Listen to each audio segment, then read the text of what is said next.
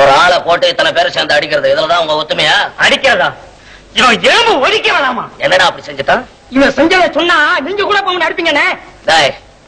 நான் உன்ன மாதிரி மிருகம் இல்லடா, எனக்கு கொஞ்சம் புத்தி இருக்கு. என்னதான் ஒரு மனுஷன் தப்பு செஞ்சாலும் இத்தனை பேர் சேர்ந்து அடிக்கிறது அவனே.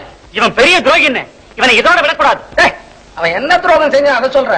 அண்ணே, இந்த சோதா பைய சூதாடுற தப்பு அப்படி இப்படின்னு சொல்லி பாட்டு பக்கம் போட்டு வைக்கிறானே.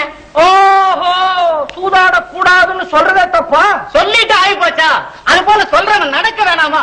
இந்த பாட்டு புத்தகம் வித்த காசு இவன் என்ன செய்யறான் தெரியுமா?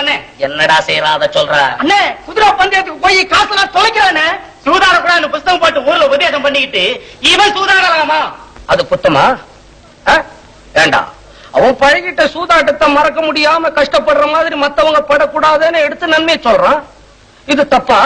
அப்ப சொல்றது ஒண்ணு செய்யறது ஒண்ணா? சொல்றவன் சொந்த வாழ்க்கைய பத்தி எல்லாம் கிளறி பார்க்காதே. அவன் சொல்றதுல அறிவுக்கு பொருத்தமா இருந்தா நடங்க, இல்லன்னா போங்கடா. அதுக்காக இல்லண்ணே. எதுக்கா இருந்ததா என்னடா? இந்த காலத்துல நல்லத சொல்றவங்களே நாட்டுல கொஞ்சம் பேர் தான்டா. அவங்களே அடிச்சு கொண்டுடுங்க, நாடு உருப்பிட்ட மாதிரிதான். அதனாலதான் நாகரிகமும் வளரல, நல்ல புத்தியும் வளரலன்னு ரொம்ப நாளா சொல்லிக்கிட்டு இருக்கேன். நீங்க சொல்றது என்னமா சரிதானே? சரிதான்னு சொல்லிட்டா போதாது தம்பி.